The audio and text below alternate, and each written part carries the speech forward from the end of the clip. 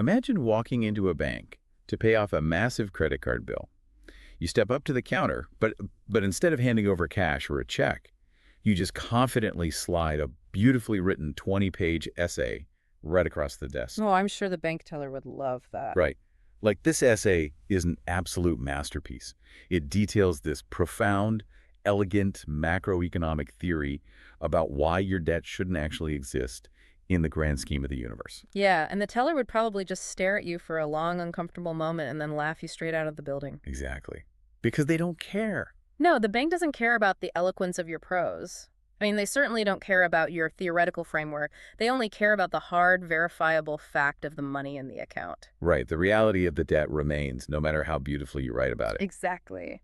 But according to a really provocative 2021 essay written by a thinker named Schweffing, we actually try to pull that exact same stunt with reality almost every single day. We really do. So, welcome to the deep dive. Our mission today is to cut through the noise of charisma, intellectual comfort zones, and all that beautiful rhetoric. We are exploring a foundational, honestly, almost aggressive filter for the truth. Aggressive is definitely the right word for it. Yeah. It's laid out in Sufing's translated essay, which is very bluntly titled, "Facts Are the Best Judges." It is such a striking piece of writing because it lays out this absolute zero-tolerance policy for rhetoric. Sufing makes the argument that we as a society just need to stop being swayed by how charming an idea sounds and really start demanding verifiable evidence. Which is hard to do. It is. He's essentially demanding that we treat reality with the same ruthless bottom-line practicality that a bank teller treats a cash deposit. And the hook of this essay, it goes way beyond your standard everyday reminder to just, fact-check your sources. Swiffing makes this incredibly bold claim that theories, unsupported by facts, even theories that have been enshrined in revered historical texts that he refers to as so-called classics. Wow. He says they are outright fabrications. But the real weight of the essay comes at the end, because he doesn't just frame respecting facts as a logical best practice or like a tool for scientific inquiry. No, he goes much further than that. Right, he elevates it entirely.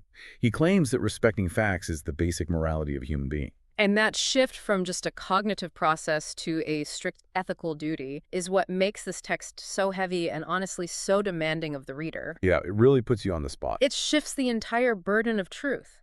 It suggests that ignoring reality isn't just making a mistake on a math test or misremembering a date. He's saying it is failing a fundamental moral obligation to the world around you. Okay, let's unpack this from the beginning.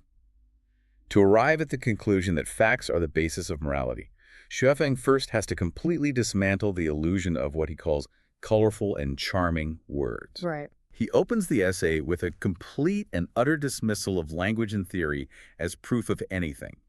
He states that no matter how charming, how beautiful, or how extravagantly colorful your words may be, they are worthless unless they're confirmed by facts. He draws a very hard line in the sand there regarding verification.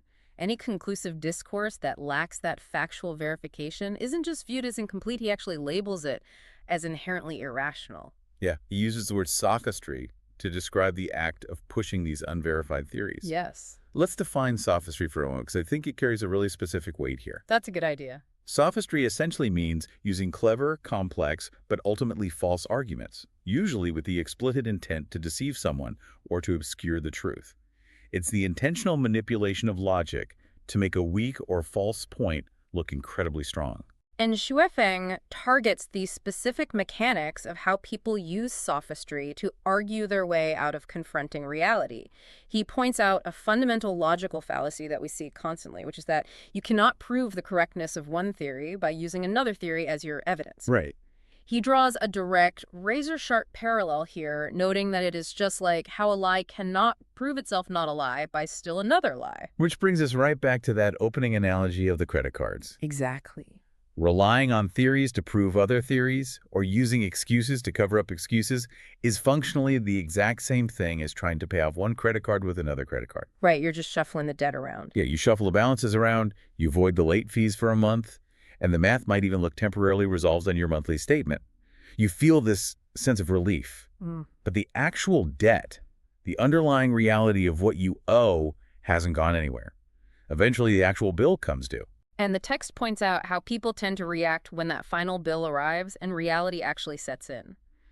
When confronted with undeniable facts, if a person still resorts to sophistry, if they try to cover up those facts with endless excuses, or if they just argue incessantly in the face of the obvious stuff.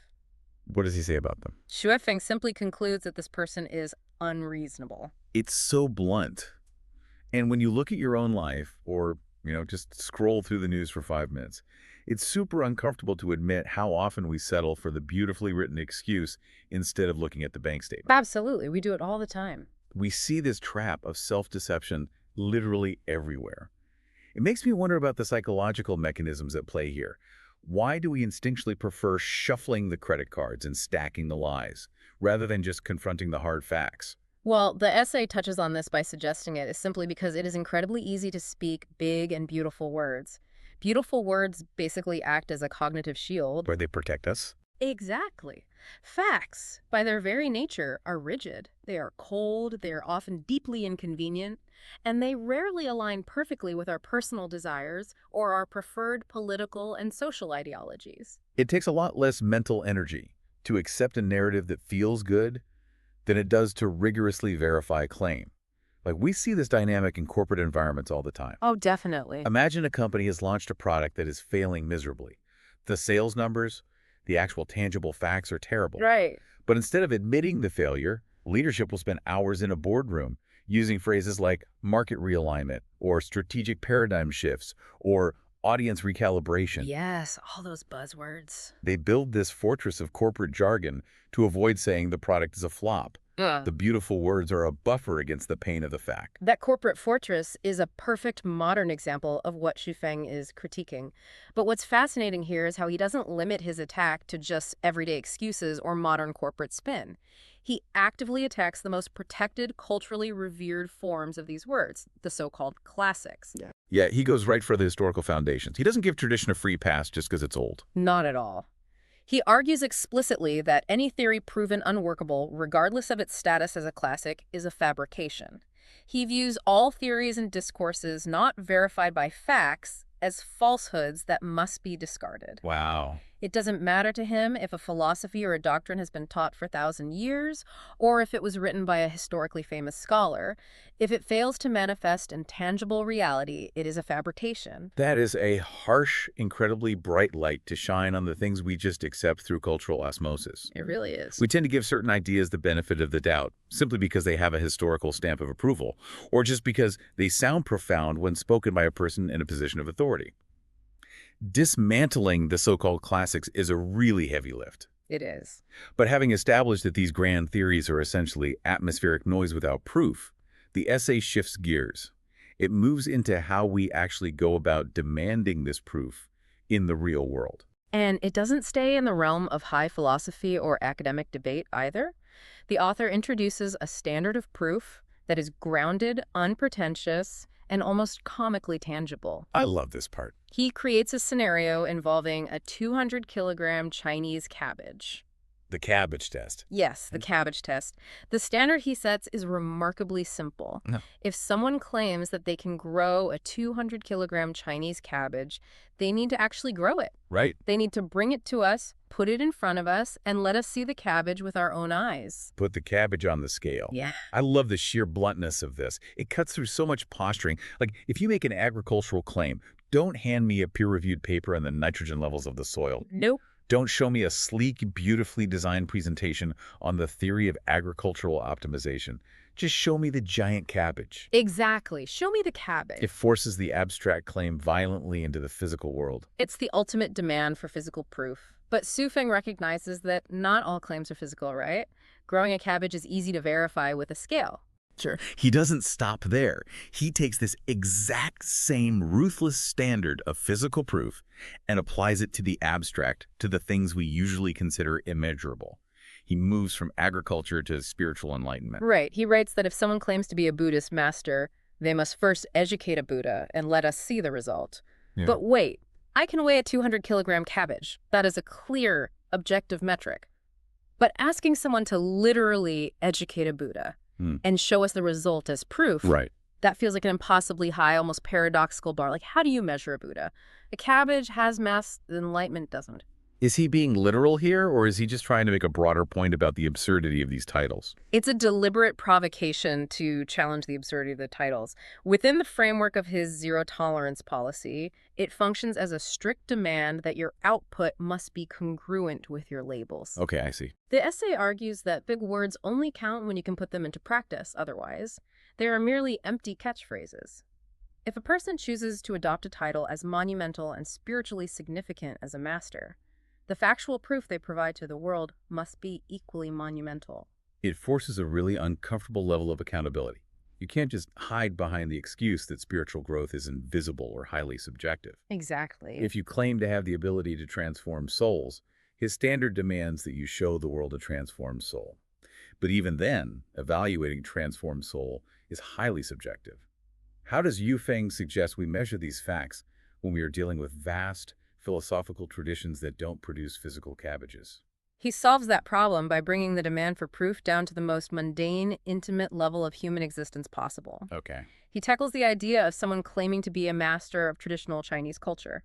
Someone who possesses deep scholarly expertise in a massive, ancient philosophical and ethical system. Right. Instead of asking the supposed master to recite ancient texts from memory, or asking them to debate historical nuances in a lecture hall, Shuifeng demands that we look at the undeniable facts of their personal life. Which is terrifying for a lot of people. Oh, absolutely. He writes that they must show us the facts of their respect for their parents, the harmony between them and their wife, the harmony in their neighborhood, and the filial piety of their children. Okay, let's briefly unpack the term filial piety for context here. Good idea. Essentially, in traditional Chinese philosophy, filial piety is a foundational virtue. It refers to a profound respect, obedience, a lifelong duty toward your parents and your ancestors. It's really a cornerstone of the entire moral framework. So Shuifeng is laying down a gauntlet here. He is saying, you claim to be a master of this ancient cultural tradition. Don't write me an essay about it. Right. Show me that your children actually embody its core virtues and how they treat you. Show me that your neighbors can actually tolerate living next to you. He takes this vast, abstract concept of cultural mastery, and he just grounds it in the living room. He does. He grounds it in how you speak to your spouse when the front door is closed, and there is no audience to impress. Because the intimate spaces of our lives are the ultimate lie detectors. It is incredibly easy to speak beautiful words from a podium to a captivated audience for an hour. Oh, for sure. It is profoundly difficult to fake neighborhood harmony or deep familial respect over the course of decades. The friction of daily life reveals the truth.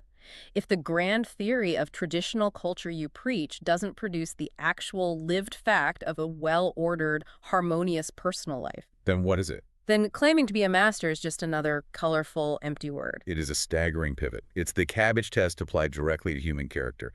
It strips away all the academic credentials and the public posturing. Everything. Like, you could hold 3 PhDs in traditional culture and write best-selling books on ethics, but if you are estranged from your family and your neighbors hate you, Zhuifeng argues that the facts prove your mastery is a total fabrication. A total lie. And this philosophy, it scales up so quickly. We've moved from individual tests of capability like the cabbage and the neighborhood to evaluating human morality and grand doctrines as a whole. Because Zhuifeng argues that to verify a person's real talents and their real connotation, we have to stop listening to what they say entirely. Yeah, he uses that specific phrase, real connotation, to refer to a person's underlying substance. Okay. It's their true essence, their actual value beyond the image they project. To discover that true essence, he insists we must exclusively look at what they are doing and what they have done in the past. Actions and the results of those actions are the only verifiable facts of a person's character. And he doesn't just apply this to individuals. He scales this up to entire systems of thought and governance. Right. He states that to verify whether a set of theories or a grand doctrine is reasonable, legal, and conforms to human nature, facts are the only way to let them speak for themselves. Without facts, he says, those doctrines are just, in his words, nonsense. This is where we arrive at the absolute core of his worldview. It's an insistence that facts are the ultimate objective arbiters of reality. They are the impartial judges that determine what actually works and what conforms to human nature. It strips human ego and intention completely out of the equation. Which brings us to the most heavy-hitting line in the entire essay, the line that redefines this whole exercise from a logical debate into an ethical imperative. Yeah. He writes, Respecting facts is the basic morality of a human being. He elevates the scientific method of observation and verification to a moral duty. It's a massive shift. So what does this all mean? We usually think of morality in terms of empathy, kindness, fairness, or charity. Framing respecting facts as a foundational moral duty is, well, it's actually quite abrasive when you think about it. It really is. Think about how much of our daily social fabric is built on avoiding hard facts just to spare people's feelings. Oh, so much of it. We tell white lies, we nod along to our friends' terrible business ideas because we want to be supportive. We prioritize social cohesion over brutal honesty. Society often requires a sort of polite collective sophistry just to keep things running smoothly. We prioritize the beautiful words of encouragement over the rigid facts of reality. But Suifeng is arguing that this avoidance isn't actually kindness. No, not at all. If respecting facts is basic morality, then ignoring them to protect an ego, to maintain social niceties, or to defend a preferred narrative is an ethical failure. It means that when you sit back and tolerate a doctrine or a leader that speaks beautifully but completely fails the cabbage test, you aren't just being polite or naive. You are participating in something fundamentally immoral. If we connect this to the bigger picture, it explains why his zero-tolerance policy is so rigid. How so? Well, if a broken theory is causing real-world harm, whether that's a failed economic policy or a destructive social movement, but people continue to defend it with beautiful rhetoric, that rhetoric becomes an instrument of damage. The failure to demand verifiable evidence allows falsehoods to direct human behavior. By demanding facts, you are enforcing honesty on the world. You are refusing to let the credit card debt of lies accumulate to the point of collapse. Wow. It demands an incredible amount of vigilance. Yeah. It asks you to constantly evaluate the world around you, not by how it sounds, but by what it produces. Exact. Let's retrace the journey we've taken through this essay today. We started with the foundational premise that extravagantly colorful words are totally worthless without evidence. Right. We saw how using a theory to prove another theory is just stacking lies to avoid the discomfort of reality. From there, we explored the absolute necessity of demanding tangible proof. We looked at how that proof must match the scale of the claim, whether that means producing a massive physical cabbage to prove agricultural skill, or demonstrating actual lived harmony in your own home to prove you are a master of a cultural tradition. And finally, we arrived at the ultimate conclusion that this isn't merely a logical framework for winning arguments, but a deep ethical one. Right. Letting facts be the ultimate judge and actively aligning yourself with reality rather than comforting rhetoric is framed as our basic moral duty as human beings. It forces us to stop listening to the catchphrases and start relentlessly looking at the actions. It is a profound call to ground ourselves in what can be verified, no matter how much we might want to believe the beautiful words we are hearing. Suifeng brilliantly establishes that facts are the ultimate, objective judges of all theories and human actions. But taking this philosophy out into the real world leaves you with a fascinating puzzle to explore in your own life. If facts are the ultimate judge, and respecting them as our basic morality, what happens when two people look at the exact same outcome but completely disagree on what the fact actually means? If facts are the judges, who judges the facts? So that is the question. Thank you for going on this deep dive with us. Keep testing the colorful words in your world.